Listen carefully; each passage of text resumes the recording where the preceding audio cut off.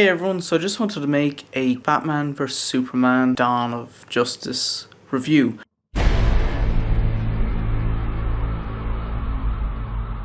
So I'm just gonna go straight into it and just give you my opinion. On a whole, I think the movie was very good. I will come out and say this straight off. I am a Marvel fan over DC, but saying that, I went to the film excited to see it because, I mean, I am one of those people that will go see a superhero film and I'll go to enjoy it. And, I could leave disappointed or I could leave thinking they pulled it off. And with Batman vs Superman, I left thinking they pulled it off. It's getting very mixed reviews. There's people slating it, saying it's a disappointment, that it's flawed, and I'm not saying it's perfect, but I'm also not saying it's a disaster. I mean, I can see possibly the elements that may have fallen short of some people's opinion of what is good. The tone of the film is dark, and I think that some people just don't like what Zack Snyder does with the films. I mean, Man of Steel, there was a video reel showing the original footage captured and then the post-editing footage. And it's so much brighter in the original, and then Zack Snyder obviously put a more kind of sepia tone on it, kind of darkened the footage down a lot, and it creates a different tone for the film. Did the exact same thing with Batman vs Superman. One thing I will say is that some of the shots are brilliant. Honest to God, they're beautiful, and I was there looking at them in the cinema thinking to myself, if I could do them making a film, I'd be very happy. And I mean, they're simple shots, but they're pulled off so well, and I think that's credit to the cameraman and to the director and to any of the visionary people behind those shots. I think that's giving credit where credit's due. What I did feel it fell on was it felt confused. The storyline was pretty straightforward, I think. It took a little bit to get used to it with the flashbacks of Batman. Not even flashbacks, they were more like nightmares and possibly visions of the future that Batman has. But the story as a whole, I think, made sense. There was obviously Batman's, or Bruce Wayne's, desire to at least confront Superman over what he had done years before. I'm not going to say what it is because it's not entirely obvious in the trailers, even though the trailers are a little bit spoilery for the film. There is a motivation that Bruce Wayne has to confront Superman, and it's the basis of the film. Initially, this movie was mentioned as being a Man of Steel 2. And it is, but it also isn't. One in the name. I'm not saying they should have called it Man of Steel 2 Dawn of Justice or something, or Man of Steel 2 Batman vs Superman. You can call a film whatever you want to call it, and it can still have a purpose of a sequel. However, I felt the film didn't know who actually was the main character. Now, that's not necessarily a bad thing, because films can always do that. They have full control of who actually is in control of the film, and there's nothing to say that Batman should be the one that's the main character. Same with Superman.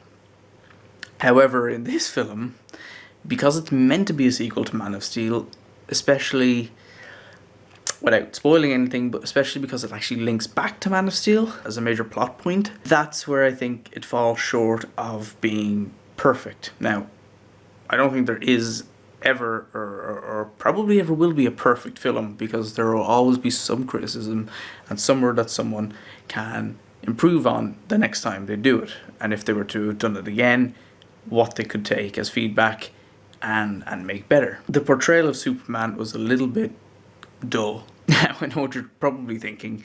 The film's meant to be dull in the sense of its dark tone, But I think Superman was left kind of on the side, and it focused mainly on Batman. We do get a little bit of an origin story to Batman. The obvious one, you know, Bruce Wayne's parents getting killed, so Batman comes about. But I really did feel it was a Batman movie and not a Superman movie, and not really a Batman and Superman movie. I felt the movie was very confused to who was meant to be the main star, because initially it was to be a Superman movie, and I left feeling that it was a Batman movie. From the very beginning, once Jesse Eisenberg was cast as Lex Luthor, no one seemed to have liked that casting choice. Before the film, I had no idea what to expect with him. I don't mind him as an actor, he's good in some things. I mean, The Social Network's probably the best thing I've ever seen him in. Other than that, I probably even couldn't think of a movie that he's in. When I went to see Batman vs Superman, honestly, I liked him in it. I get the criticism.